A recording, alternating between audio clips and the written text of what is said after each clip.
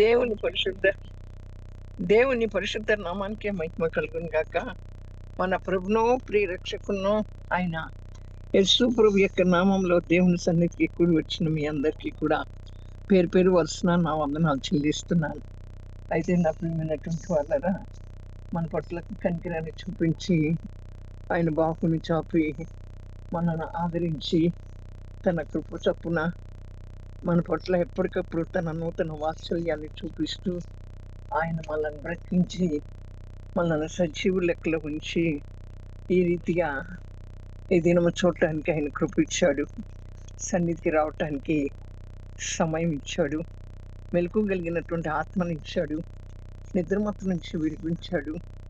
నా ప్రియమైనటువంటి వాళ్ళరా, ఆ దేవుడు చాలా గొప్ప దేవుడై ఉన్నాడు. లూకా సువార్త 12వ అధ్యాయము మరి 16వ వచనం 15వ వచనం మధ్యలో నుంచి చదివితే, ఒకని కలిమి విస్తరించుట వాని జీవమునకు మూలం కాదనెను, మరియు ఆయన వారితో ఈ ఉపమానం చెప్పెను. ఒకని యొక్క కలిమి విస్తరించుట వాని జీవానికి మూలం కాదంటున్నాడు దేవుడు. దేవుని యొక్క లేఖనం సెలవిస్తూ ఉంది. ఈ దినాల్లో ఎప్పుడు జరుగుతుందో తెలియట్లా. మరి అమెరికా దేశంలో అయమనస్తుడైనటువంటి ఆ చార్లెస్ కిర్క్ అనేటువంటి ఆయన్ని చూడండి, ఎలా అమెరికాని మరలా పూర్వపైలోకి తీసుకుని రావాలని, అమెరికా పతనం అయిపోయినటువంటి అమెరికాని మళ్ళా దేవుని పాదాల దగ్గరకు తీసుకుని రావాలని, అలాగే యూత్ని అంతటినీ కూడా ఆయన ఉత్తేజపరుస్తూ ఆయన ప్రసంగాల ద్వారా మరి దేవుని యొక్క వాక్యం ద్వారా చేస్తున్నటువంటి ఆ బిడ్డని ఏ రీతిగా చంపారో చూడండి. అలా అపవాది ఆ రీతిగా ఒక్కొక్కరిని ప్రేరేపిస్తూ ఉంటుంది. అయితే నా ప్రియమైన వాళ్ళరా, ఒకని కలిమి విస్తరించుట వాని జీవమునకు మూలం కాదు. మన కలిమి ఏమై ఉండాలి? మన సంపద ఏమై ఉండాలి? ఈ భూమి మీద సంపద కాదు, ఈ భూమి మీద కలిమి కాదు. ఈ భూమి మీద ఉన్నటువంటి సంపద విస్తరిస్తే అది మన జీవానికి మూలం కాదంటుంది. జీవాధిపతి అయిన దేవుడు అతని యొక్క మరి ఆ యొక్క జీవంతో మనల్ని నింపి నిత్య జీవానికి వారసులు అవటానికి ఈ లోకంలో నుంచి పిలిచినటువంటి దేవుడు ఈ లోకంలో మన యొక్క కలిమి విస్తరించటం మన జీవానికి మూలం కాదంటున్నాడు. అయితే నా ప్రియమైనటువంటి వాళ్ళరా, మన యొక్క సంపద ఎక్కడ విస్తరించాలంటే పరలోకంలో విస్తరించాలి. ఆయన యొక్క నిత్య రాజ్యములో ఆ సంపద విస్తరించబడాలి. అది ఏ సంపద? మనం ఈ భూమి మీద ఉన్నప్పుడు ఆత్మల పంటను కొయ్యాలి.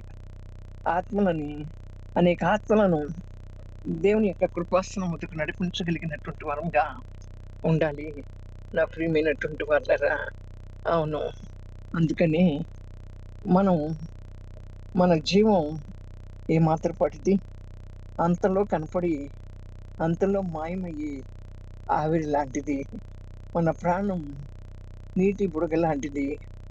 మనం ఎప్పుడు ఉంటామో, ఎప్పుడు వెళ్ళిపోతామో ఆయుష్ మన చేతిలో లేదు. ఆయుష్ ఆయన చేతిలో ఉంది. అందుకని మోషే భక్తుడు అంటాడు, మా ఆయుష్ దినాలు లెక్కించడం నాకు నేర్పించమంటాడు.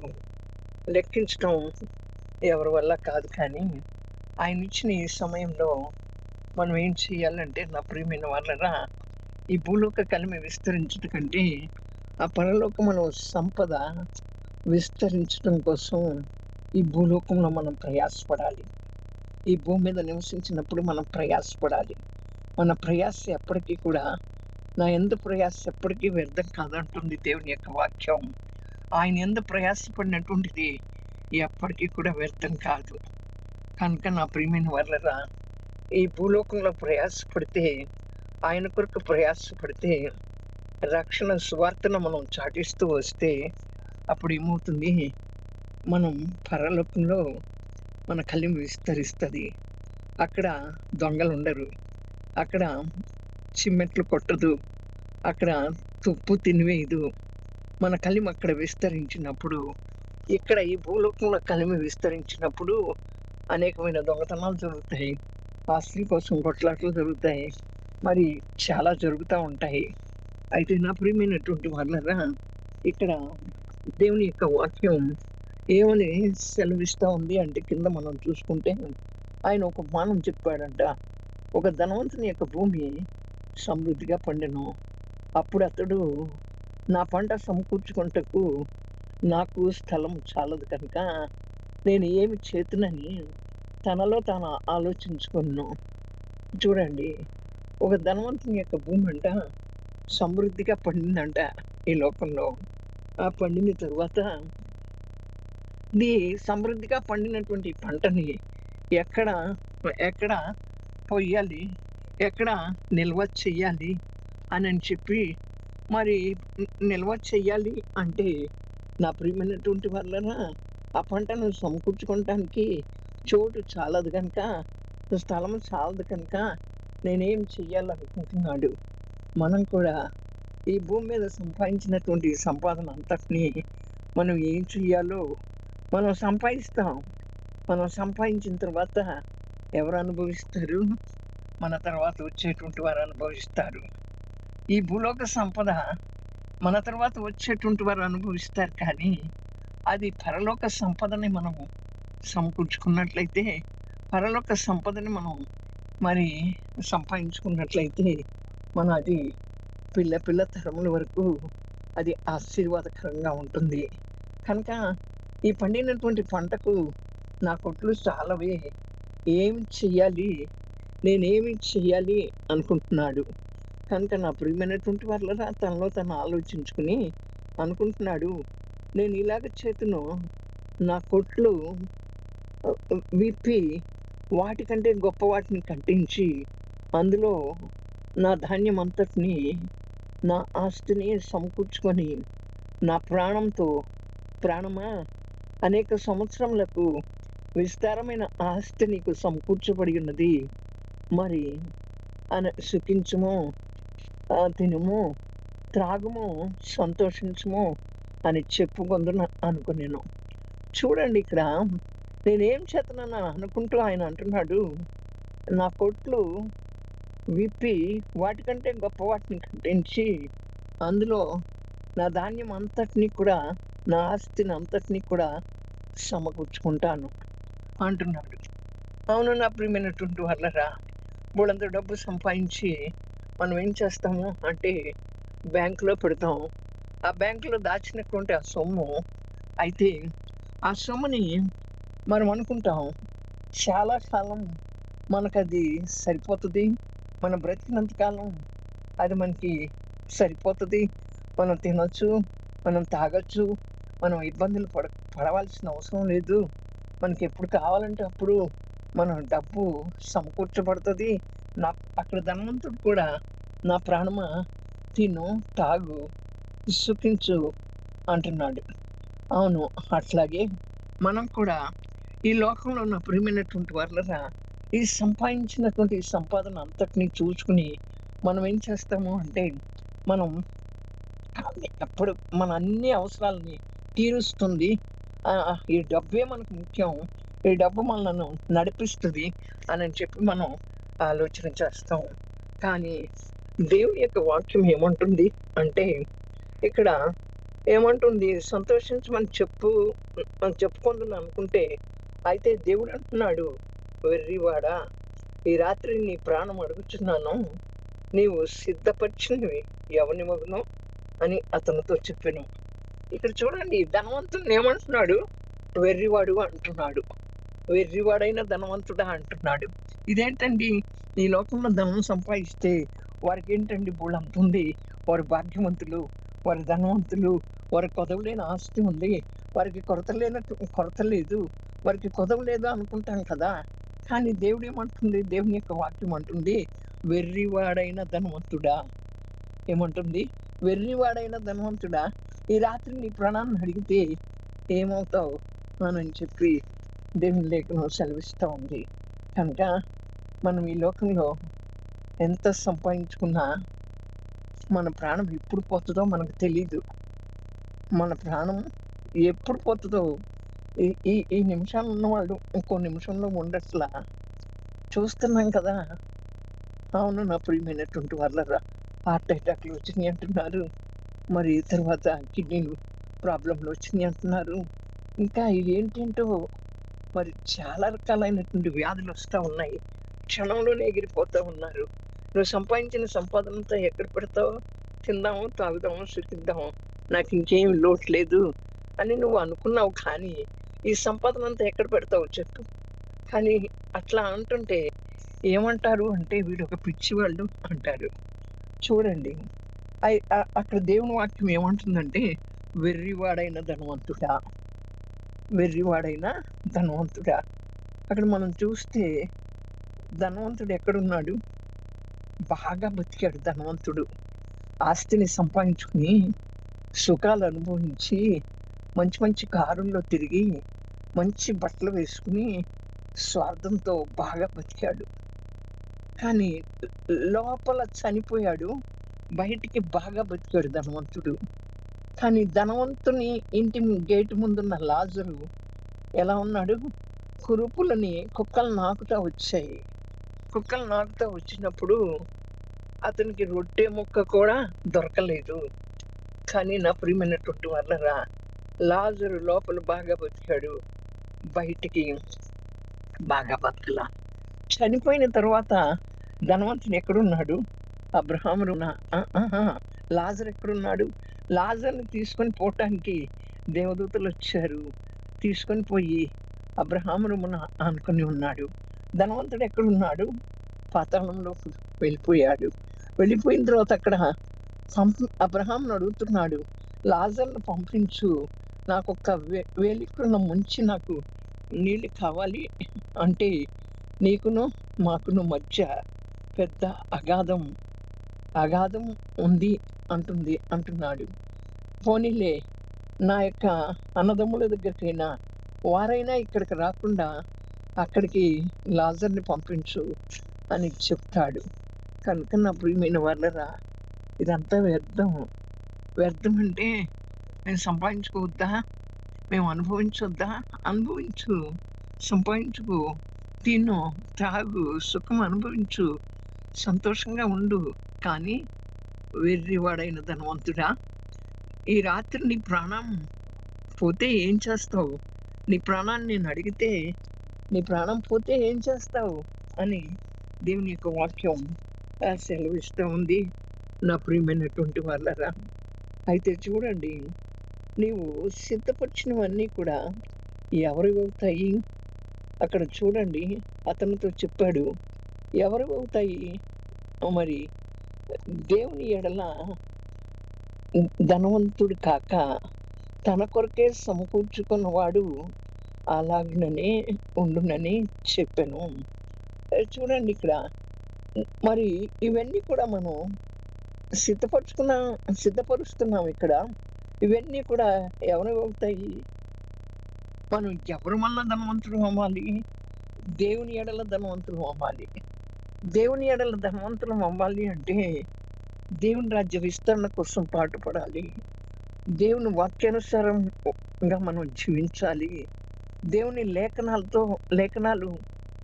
మనం మాట్లాడాలి. ఇప్పుడు చూడండి, ఆయన ఏం సమకూర్చుకున్నాడా యవనస్తుడు?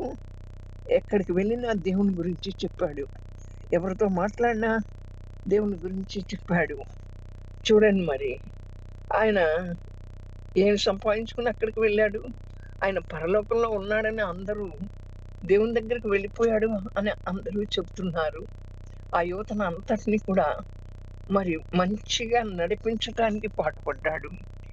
దేవుని గురించి చెప్పి, మీ అలవాట్లన్నీ మానివేయండి, ఆ అమెరికాలో ఉన్నటువంటి రూల్స్ అన్నిటినీ కూడా తారుమారు చెయ్యాలని అలా ఆయన పాటుపడ్డాడు. ఇప్పుడు ఆయన ధనం ఎక్కడ దాచబడి ఉంది? పరలోకంలో దాచబడి ఉంది. కనుకనే పరలోకంలో మన ధనం దాచబడి ఉంటే అవి దొంగలు ఎత్తుకుపోరు, అవి సిమెంట్ కొట్టవు, ఏది కూడా తినేదు. మన ధనం ఎక్కడ విస్తరించబడి ఉంది? మన కలిమి విస్తరించుట వాని జీవానికి మూలం కాదు అని దేవుని వాక్యం సెలవిస్తా ఉంది. మన జీవం ఎక్కడుంది? పరలోకంలో ఉంది. మన జీవం ఆయన మన కొరకు సిద్ధపరిచినటువంటి బహుమానాల్ని మనం పొందుకోవాలి కదా! సిద్ధపరిచినటువంటి వాటిని మనం పొందుకోవాలి అంటే, మనం పరలోకంలో మన కొరకు ధనాన్ని దాచుకోవాలి. ఆ ధనం మరి మన వెంట వస్తుందని మనం అనుకుంటున్నాం కానీ, ఎప్పుడు కూడా ధనం మన వెంట రాదు. ఆ ధనము మన రాదు. మన ధన ఘనతలు మనకి రావు. మన గౌరవాలు మనకి రావు. మనకున్నటువంటివి ఏవీ కూడా మన వెంట రావు. మన పెట్టెలో పెట్టినప్పుడు నా ప్రియమైనటువంటి వాళ్ళరా, మన ఒంటి మీద బట్ట తప్పితే ఏది కూడా మనంట రాదు అని మనకు తెలిసినప్పటికీ కూడా ఈ లోకంలో ఏదో సంపాదించుకోవాలని అరువులు చాలుతూ పరుగులెత్తుతాం. కనుక ఇక్కడ దేవుని యొక్క వాక్యం ఏమంటుంది అంటే, నా ప్రియమైన వాళ్ళరా, మరి మరి దేవుని కొరకు ధనాన్ని సమకూర్చుకోమంటుంది. అలాగన ఉండాలని దేవుని యొక్క వాక్యం సెలవిస్తూ ఉంది. మనం దేవుని కొరకు ధనాన్ని సమకూర్చుకోవాలి అంటే, ఈ లోకంలో మన దేన్ని కూడా అంటే ఈ లోకము దాని ఆశలు గతించును కానీ నా మాట పొల్లైన సున్నైనా కొట్టివేయబడదని దేవుని యొక్క లేఖనం సెలవిచ్చిన రీతిగా ఈ లోకం వైపు చూస్తున్నాం. యవనస్తులైనటువంటి వారు మరి ఈ లోకాకర్షణకు గురి అవుతున్నారు. ఈ లోక వ్యామోహాల వైపు చూస్తున్నారు. ఈ లోకంలో ఉన్నటువంటి వాటి కొరకు పరుగులు ఎత్తుతున్నారు. ఆ దేవుని కొరకు నిలబడట్లా. యవనస్తులు నడుము కట్టుకోవట్లా. యవనస్తులైనటువంటి వారు నడుము కట్టుకుని దేవుని కొరకు పరిగెత్తేటువంటి వారుగా ఎవరికి దేవుని గురించి చెప్పాలా? రక్షణ సువార్తని మనం ప్రకటించవలసినటువంటి బాధ్యత మన మీద ఉంది. ప్రపంచ దేశాల్లో శాంతి సమాధానం అంతా కరువైపోయింది. చూడండి, ఎవరు బయటకు వచ్చారు? గోగు బయటకు వచ్చాడని చెప్తా ఉంది దేవుని వాక్యం. అది ఏంటి అంటే, ఇప్పుడు రష్యా మరి చైనా ఇండియా 3 ఏకమైనాయి. ఆ రష్యా గోగు, ఆ గోగు బయటకు వచ్చాడు. ఇక ఆ తర్వాత ఇస్రాయేల్ దేశం మీదకి అనేక దేశాలు దండెత్తి వస్తాయి. ఇక్కడ అమెరికా కూడా ఇస్రాయేల్ పక్షాన ఉండదంట. ఇండియా కూడా ఇస్రాయేల్ పక్షాన పనిచేయదు. అప్పుడు ఈ దేశాలన్నీ కూడా ఇజ్రాయెల్ దేశం మీద అంటే దండెత్తి వచ్చినప్పుడు వారు గెలవలేరని దేవుడే దిగి వస్తాడు. మళ్ళీ ఒక కొండ మీదకి దేవుడు దిగి వస్తాడు. కనుక మనం అంత్యకాలంలో ఉన్నాం. దేవుని రాకడికి సమీపంగా ఉంది. ఇవి జరిగినప్పుడల్లా మీరు వీటిని గురించి మరి ధైర్యం వహించండి. మీ చుట్టూ జరుగుతున్న పరిస్థితులను బట్టి ఈ యొక్క తుఫాన్లేంటి, ఇండియాలో విపరీతమైన తుఫాన్లు, వర్షాలు, బీభత్సాలు, కొట్టుకుపోవటం, వరదలు చాలా. మీకు కూడా అక్కడ మరి స్వార్థకి ఆటంకాలు ఇవన్నీ కూడా. అవును నా ప్రియమైన వాళ్ళరా, కనుక ఏది ఏమైనప్పటికీ ఇకనైనా మన యొక్క మనస్సాక్షి మనల్ని గుర్చుతూ ఉంటుండగా మనం పరలోకంలో ధనం సంపాదించుకోవటం కోసం పరుగులు తీద్దాం. కనుక మన కలిమి విస్తరించడం మన జీవానికి మూలం కాదు, కానీ దేవుని కోసం మనం పరిగెత్తేటువంటి వరంగా ఉంటూ దేవుని కొరకు ధనము సమకూర్చుకునే వరంగా దేవుని ఎడల ధనవంతులంగా భాగ్యవంతులంగా ఉండున్నట్లుగా మనం పరుగు తీద్దాం. ఓపికతో పరుగు పందెంలో ఓపికతో గురి దగ్గరికి పరిగెత్తుదాం. దేవుడి వాక్యాన్ని మనందరి వెంకిడిలో దీవించి ఆశీర్వదించి బలవర్ధన చేయను కాక. ఆమేన్. పరిశుద్ధుడా, ప్రేమ గల తండ్రి, యేసయ్య మీకే స్తోత్రాలు. మీరు మాతో మాట్లాడారు నాయనా. ఒకని యొక్క కలిమి వాని జీవానికి మూలం కాదన్నావు ప్రభువా. నా ప్రాణమా తిను, తాగు, సుఖించు, సంతోషించు, నేను ఎంత సంపాదించానని మేము ఆలోచన చేయటానికి ఎక్కడ కుదరదు ప్రభువా. ఎవరు ఎప్పుడు ఉంటామో వెర్రివాడైన ధనవంతుడా అంటున్నాడు. నీ ప్రాణం ఎక్కడ ఉంటుంది అని చెప్పి నీ రాత్రి నీ ప్రాణం పోతే ఏం చేస్తావు అని అడుగుతుంది దేవుని యొక్క వాక్యం. నీ కొరకు నీ పరలోకంలో నీ కొరకు ధనాన్ని సంపాదించుకునేటువంటి వారంగా మమ్మల్ని చేయండి ప్రభువా. ఈ లేఖనానుసారమైనటువంటి భక్తి మాలో పెట్టి మీరు మమ్మల్ని ముందుకు నడిపించమని, యవనస్తులైన బిడ్డలను జ్ఞాపకం చేసుకోమని, యవన కాలపు ప్రేమనంతా నీకు అర్పించి యవన కాలంలో నీ కాడి మోసే బిడ్డలుగా చేయమని నాయన మీకు స్తోత్రాలు చెల్లిస్తూ మీరే ఘనత మహిమ ప్రభావాలు పొందుకోమని త్వరగా రానైనా యేసు ప్రభు యొక్క శక్తి కలిగిన నామంలో ప్రార్థించి పొంది నమ్ముతాను. ఆమేన్. ఆమేన్.